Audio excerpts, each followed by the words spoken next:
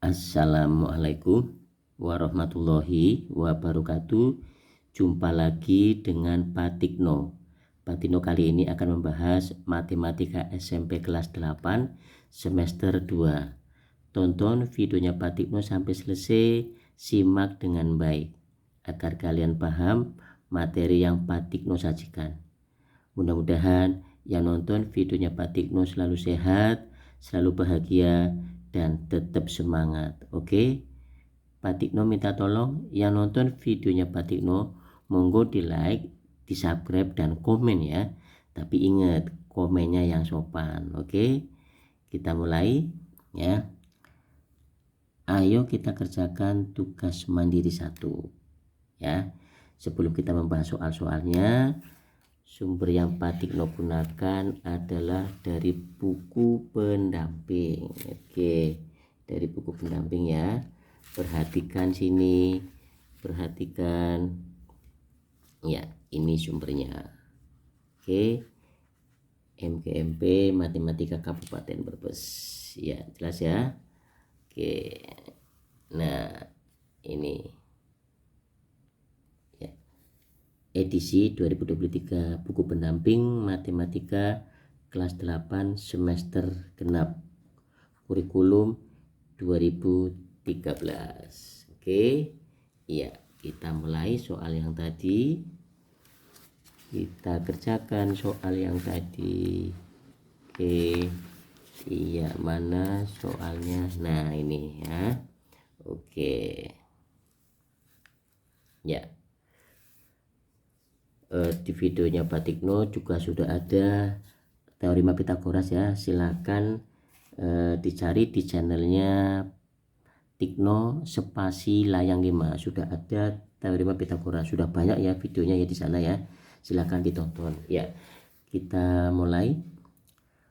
Gunakan teorema Pitagoras untuk menyatakan persamaan-persamaan yang berlaku pada segitiga berikut. Nah, ini soal yang A, ada segitiga ini siku-siku ya. Ini 90 derajat, di depan 90 derajat ini sisi miring atau hipotenusa. Sedangkan yang J ini adalah sisi siku-siku. Yang J ini sisi siku-siku. Yang L ini yang mendatar juga namanya sisi siku-siku. Jelas ya? J ini sisi siku-siku, L juga sisi siku-siku, sedangkan K ini adalah sisi miring atau hipotenusa. Oke, kalau kita mau mencari yang J ya, kalau kita mau mencari J dikuadratkan sama dengan sisi miringnya K kuadrat dikurangi L kuadrat. Nah, itu kalau kita mau mencari sisi J ya. Kemudian kalau kita mau mencari yang L, sisi L ini, L ya, berarti L kuadratkan sisi miring K kuadrat dikurangi J kuadrat. Itu jelas ya. Kalau kita mau mencari K sisi miring K kuadrat ini, K kuadrat sama dengan apa? J kuadrat ditambah. Nah, kalau mau mencari sisi miring ini operasinya penjumlahan ya. Kalau mau mencari sisi miring atau hipotenusa, mencari ini adalah penjumlahan.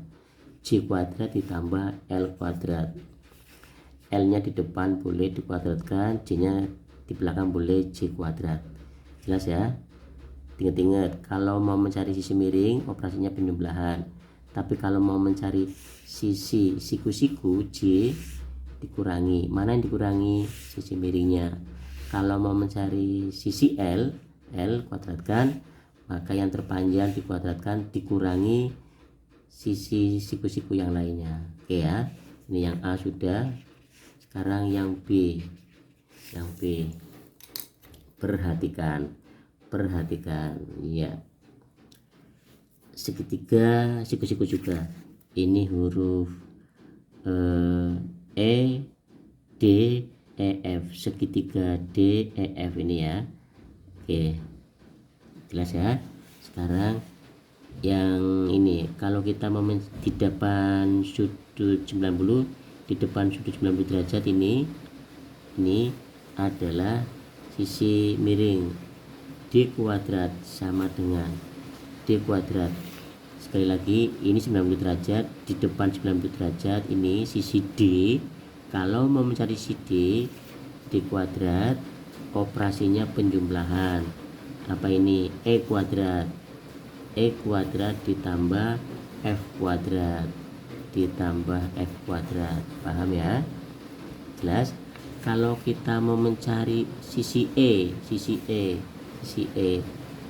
kuadrat sama dengan, awas, yang panjang hipotenusa atau sisi miring, D kuadrat dikurangi sama apa ini? F kuadrat. Jelas ya? Ingat. Kemudian kalau kita mau mencari F kuadrat ya, kalau kita mencari sisi F, maka yang panjang ini hipotenusa, D kuadrat dikurangi E kuadrat. Gitu caranya. Oke, jelas ya? Kemudian soal nomor 2. Nah, ini soal nomor 2. Perhatikan gambar di bawah ya. Ini ada persegi A C D E. Persegi A C D E ini letaknya pada sisi miring atau hipotenusa. Kemudian ada persegi A B G F. Ini persegi yang letaknya pada persisinya yang tinggi ya. Ini sisi yang tinggi. Kemudian ada segitiga B C H I H ya. Sekali lagi, ada persegi B C I H. Ini persegi yang letaknya pada alas. Ini alas, ini tinggi. Jadi bahasanya pada persegi A B G F pada sisi tinggi, sedangkan persegi B C I H letaknya pada alas, sisi alas.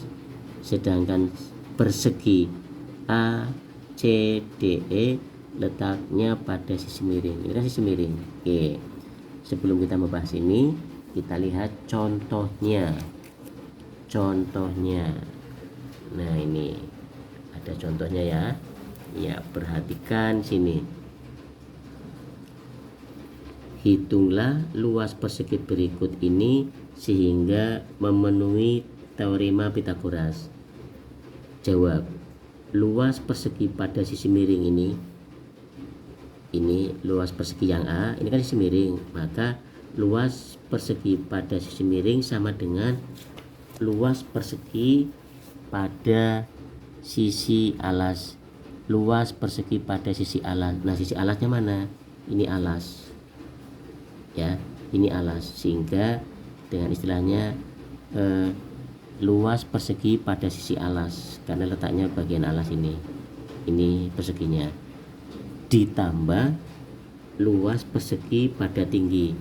Ini persegi karena nempelnya pada tinggi, jadi istilahnya persegi pada sisi tinggi. Jawabannya A sama dengan 3 cm ini ditambah dengan 2 cm, sehingga luas persegi A adalah 5 cm. Jadi luas persegi A ya, 3 ditambah 2 sama dengan 5 cm. Contoh berikutnya, perhatikan dengan baik ya.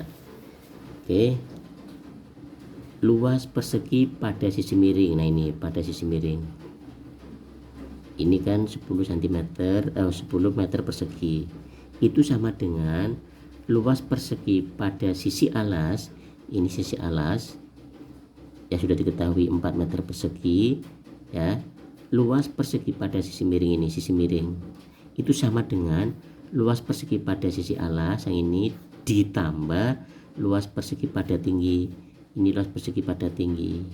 Nah, sama dengan luas persegi pada sisi miring kan sudah diketahui 10, maka tulis 10 sama dengan luas persegi pada sisi alas 4, sudah diketahui tulis 4 ditambah B yang belum diketahui yang dicari ya, sehingga 4-nya pindah ke kiri, yang tadinya plus jadi min, sehingga 10 dikurangi 4 sama dengan 6. Jadi luas persegi B ini ketemunya adalah 6 meter persegi ya. Di sini meter persegi, di sini sentimeter persegi. Oke lah. Kalau di sini misalkan meter persegi, maka di sini meter persegi ya. Kalau di sini sentimeter, di sini sentimeter persegi ya. Oke, jelas ya? Ya. Jadi untuk soal nomor 2 yang ini, nah ini oke ya, kita geser. Iya. Oke, kalian disuruh mencari ini luas persegi pada sisi miring. Ini sisi miring, ini sisi tinggi, ini sisi alasnya yang ini. Oke, berapakah itu? Oke, perhatikan dengan baik. Luas persegi ABGF ya. Ini luas persegi ABGF itu 64 cm persegi yang ini. Yang ini ya. Kita kasih kode ini. Nah, ini. Kemudian luas persegi BHIC oke, kita kasih kode yang warna biru ini, yang ini itu 225 cm persegi. Yang ditanyakan luas persegi ACDE itu yang mana? Oh, ternyata yang dicari itu adalah persegi yang pada sisi miring. Ini yang dicari, ini. Nah, oke, setelah melihat contoh tadi yang di atas, maka luas persegi, oke, nomor 2 ya, nomor 2, luas persegi ACDE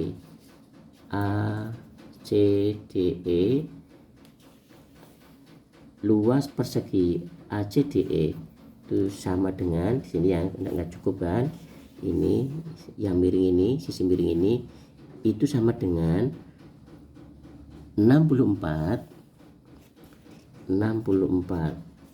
oke, sentimeter ya, sentimeter 64 cm persegi ditambah yang ini 225, ini 225 ditambah 225 cm persegi, sehingga dijumlahkan ketemunya 289